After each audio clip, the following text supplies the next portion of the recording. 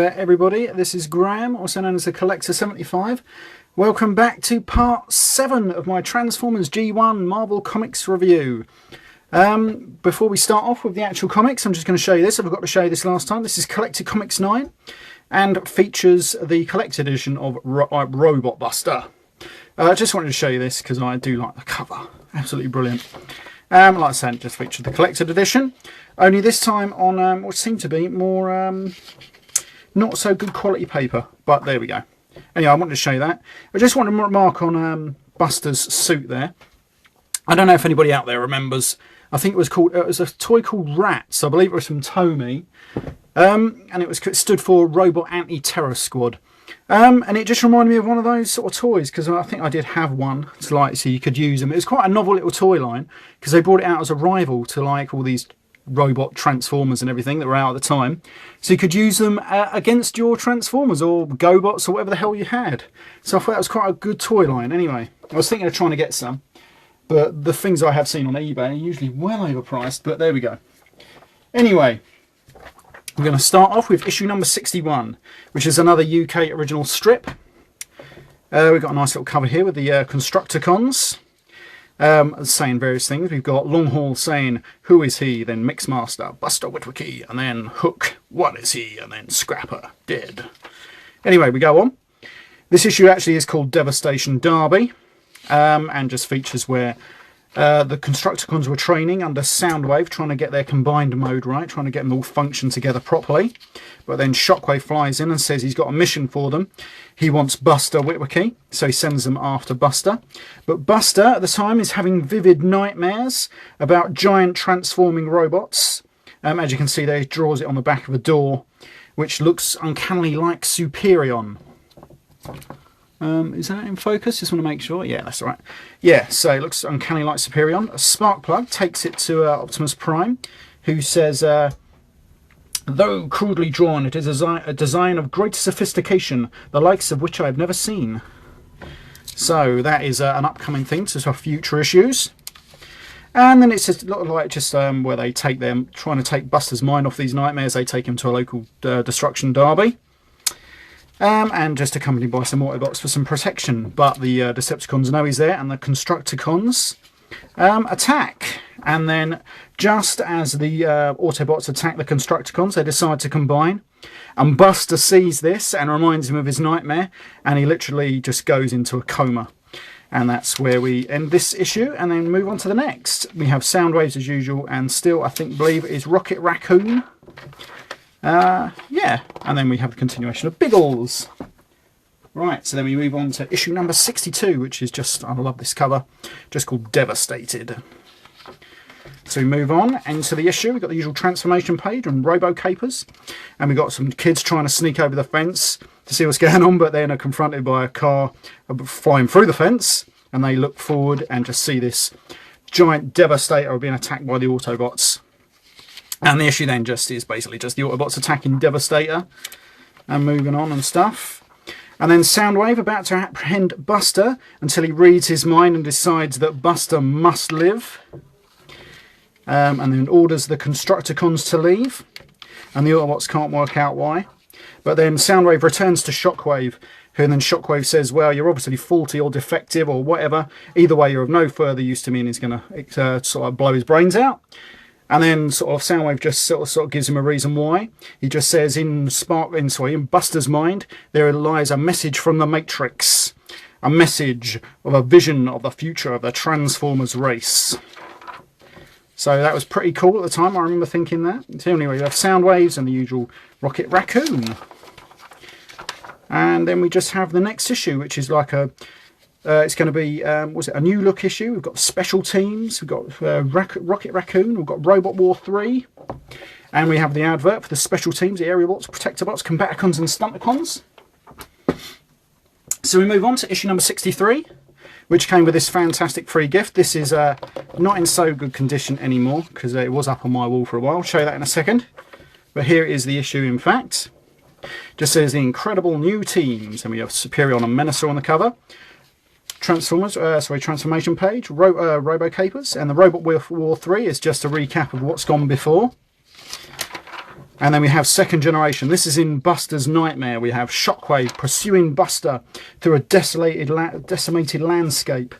But he runs to the Autobots for saviour, but they are not taking any notice of him at all. You see Shockwave on the horizon, and Shockwave just dispatches the Autobots with ease. And then just as Buster's about to be killed by Shockwave, a giant transformer appears and destroys Shockwave, and then is attacked by another giant robot, and then is confronted by yet another combining robot, and then he wakes up.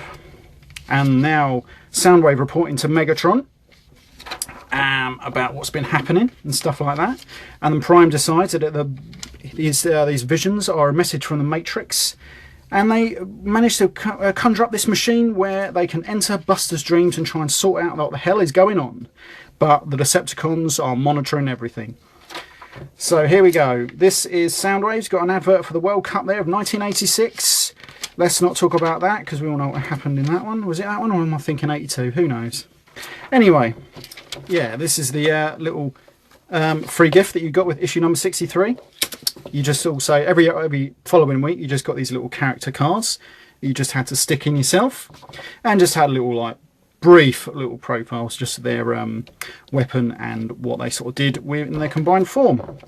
I had that up on my wall for a long time, that's why it's in not very good condition. Anyway, we move on to issue number 64, which is part 2 of second generation, and just where we go into Buster's dream with Optimus Prime and Buster just viewing what's happening. And this is the continuation of the story from the 8-page preview from a few weeks back. Yeah, and just where there's a power plant in distress and the Autobots are protecting it, and the Decepticons, like the Stunticons and whatever, just want all the power and everything. And it just has like a rough fight between all them. A pretty good story. And then we just have them waking up, and the Autobots recognising that they need the special teams.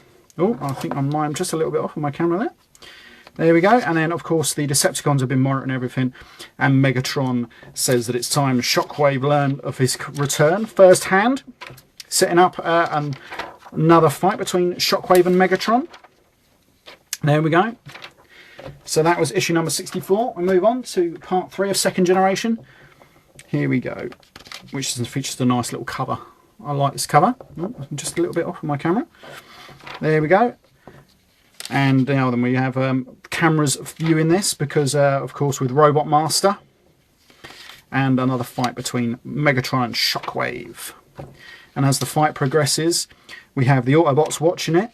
But of course, the Dinobots have just woken up from being nearly comatose for a few weeks. There is another story that links into this because it says here somewhere. The damage was repaired, but their recovery was halted by severe complications, and it's got a little asterisk there. And if you see the little thing, it says, see this year's Transformers Annual for details, on sale in September. So when we get to that, I'll show you that story. It's a really good story.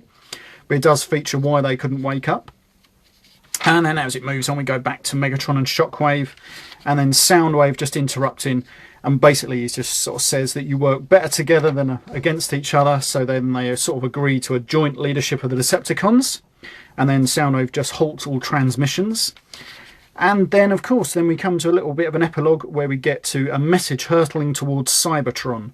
And that is, of course, Soundwave's message from way back in issue 30-something where the Constructicons were built. Anyway, so we come on to Soundwave's Rocket Raccoon, and then the next US strip, which was, of course, Return to Cybertron, which we're going to get onto right now, with issue number 66, where we meet Blaster and the Resistance fighters of the Autobots on Cybertron, because, of course, Cybertron is now firmly in Decepticon hands.